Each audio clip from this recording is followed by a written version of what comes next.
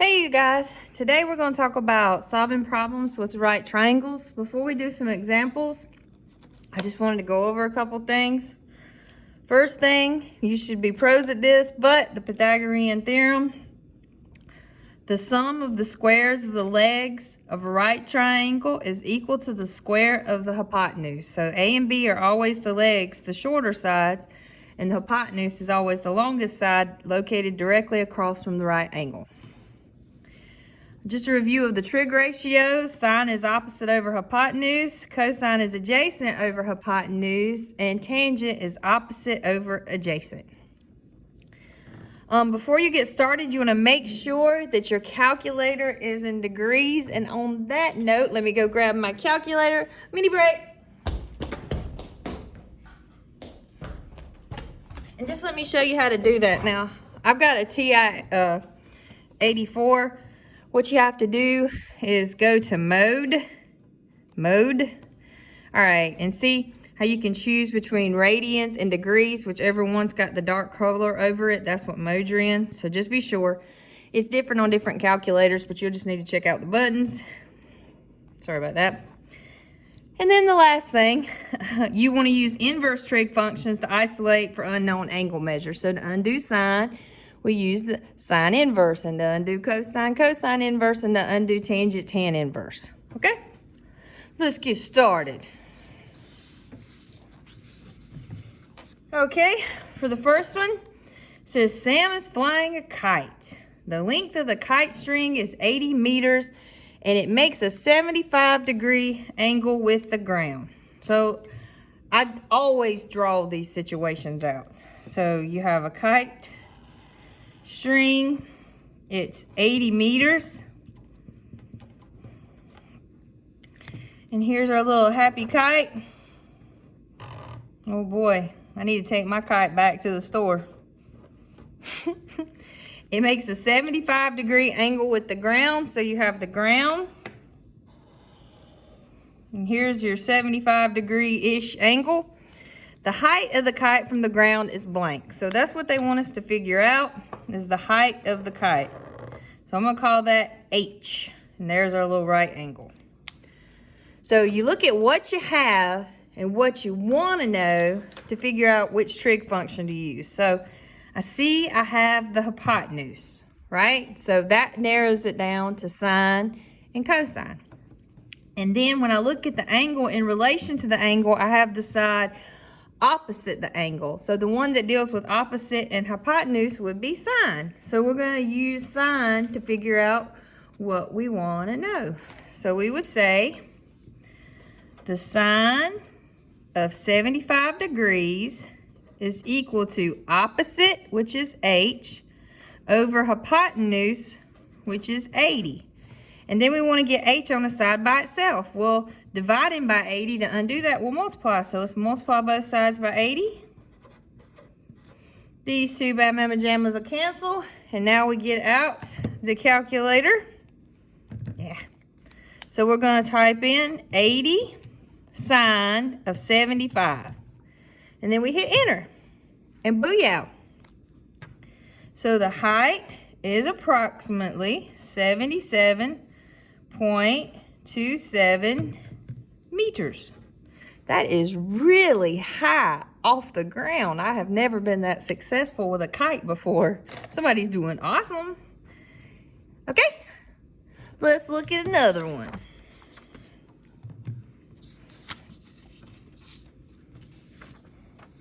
All right. A skyscraper is 396 meters tall. At a certain time of day, it casts a shadow 332 meters long. At what angle is the sun above the horizon at that time? Alrighty then. So we have a building. There's my building. It is 396 meters tall.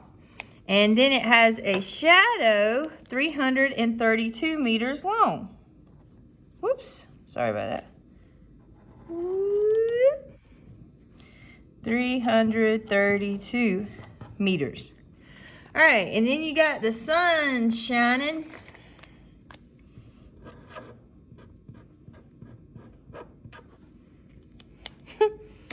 And they want to know the angle the sun is above the horizon. So this right here, I'm going to call it theta because that's my favorite variable to use for angles. So now, let's look at what we have and what we want to know and figure out which trig function we need to use. So we don't have the hypotenuse. We have the one across and the one beside. So which one is opposite and adjacent? That would be tangent. So we're going to say that the tangent of theta is equal to opposite over adjacent. Now I just want to know what this angle is, so I got to get rid of this tangent. So to get rid of tangent, I'm going to use tan inverse. And of course, what you do to one side, you must do to the other. So these Batman Majamas will cancel and have theta equals. Now I'm going to plug this in my calculator. Could I reduce that fraction? Sure I could. But what's the point? Because I'm just going to put it in the calculator. Save you some time. So to get the tan inverse on my calculator, I have to hit second and then tangent.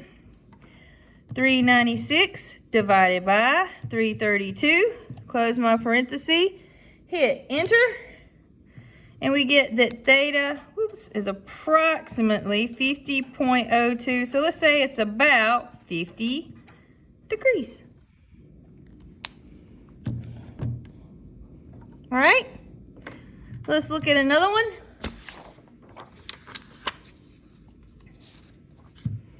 All right, for this one, we have a picture.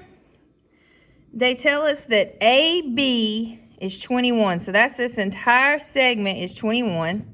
And they want us to figure out what AC is. So first, I need to know what BD is. This is a right triangle, so I'm going to use the Pythagorean Theorem to figure that out. So I'm just going to say, so remember leg squared, so 8 squared plus, and we don't know this, so I'm going to call it BD squared equals 17 squared. And then we want to figure out what those are. So 8 squared is 64. And 17 squared is 289. To get the unknown by itself, we'll subtract 64. And we get the, whatever the length of BD squared is, that'll be 225. To get rid of a square, you take the square root. And we don't have to worry about negative because this is a measurement and it's only going to be positive. So BD will be equal to the square root of 225, which is 15. So this little segment right here is 15. Well, if BD is 15 and AB is 21, according to the segment addition postulate, AD would have to be 6 units, because 6 plus 15 is 21. Well, now we know the leg. Now we're going to be focusing on this little mama right here. All right, because remember, we want to know this part. And we have these two legs, so we're going to use the Pythagorean Theorem again. So this time we're going to say 6 squared plus 8 squared equals whatever AC is squared, or the length of AC squared. 6 squared is 36, 8 squared is 64. That's a hondo. To undo a square, we're going to take the square root. And the length of AC would be equal to 10. So all you had to do for this one was use Pythagorean Theorem a couple times.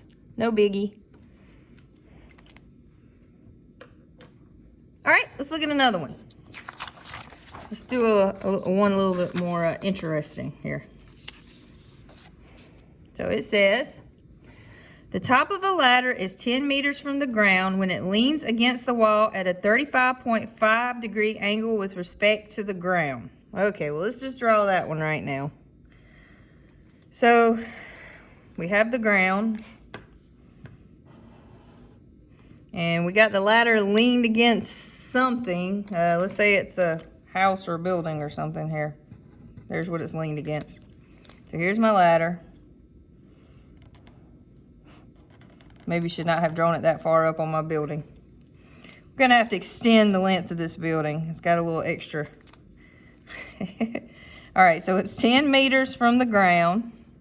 and it's at a 35.5 degree angle with the ground. All right, it says if the ladder is moved X meters, towards the wall, it makes a 54.5 degree angle with the ground, and its top is 14 meters. So they're taking the edge of the ladder and scooching it this way, which is gonna push the ladder further up the wall. So now, with my little thing that the ladder is up against, whatever it is, we moved it closer, and it's going 14 meters from the ground, and it's a 54.5 degree angle with the ground. What is X? And X is how many meters you scooted the ladder towards the wall. So what we're gonna do is find this distance here. I'm gonna call it D sub 1. And this distance, and I'll call it D sub 2. So to find out how much we moved it, we can just subtract those amounts. So for the first one, let's figure out what trig function we need to use. We have not the hypotenuse. We have opposite and adjacent. So what are we going to use if we have opposite and adjacent? That's right, tangent. So I'm going to say the tangent of 35.5 degrees is equal to opposite over adjacent. Well, to get this on a side by itself, I can just switch these two, okay? So D sub 1 is going to be equal to 10 divided by the tangent of 35.5 degrees. So I'm going to put that in my calculator. 10 divided by the tangent of 35.5. So that is about 14 feet. So D sub 1, we're doing not feet, I'm sorry, meters. Meters. Okay, so let's come over here and figure out what's going on over here. So over here, we're still going to use tangent. So we'll say the tangent, this time it's 54.5 degrees, is equal to opposite over adjacent. Same trick, I'm going to switch these two. So the second distance, I put D squared instead of D sub 2. Sorry. D sub 2 is equal to 14 divided by the tangent of 54.5 degrees. So I'm going to put that in my calculator. So 14 divided by the tangent. Wait a minute. Let me clear that out. 14 divided by the tangent of 54.5. And this time we get D sub 2 is approximately 10 meters. So what's the difference between those? 14 minus 10 is 4 meters. So it'd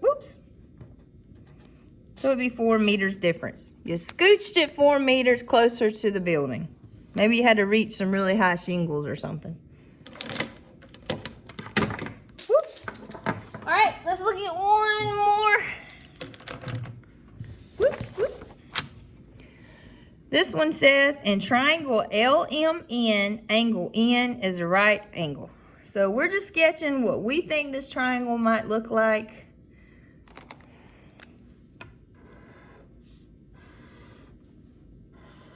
Yeah. There we go, close enough. N is the right angle, so LMN, okay? N is the right angle. LM is 76, so LM right here is 76 units. MN right here is 40 units. What is the measure of angle M? So they want to know this angle right here. I'm gonna call it theta because that's my fave. All right, so let's look at what we have and what we want to know. So in relation to the angle we want to know, we have the hypotenuse, so we're thinking sine or cosine. And then we have the adjacent side. And I know it's adjacent because it's actually see how it's part of one of the sides of the angle here, right? Right here. So we'll use cosine. So the cosine of theta is equal to adjacent over hypotenuse. Now, I want this angle measure, so to get rid of this cosine, I'm going to take the cosine inverse of both sides. And then this will cancel. So theta is going to be the cosine inverse of 40 over 76.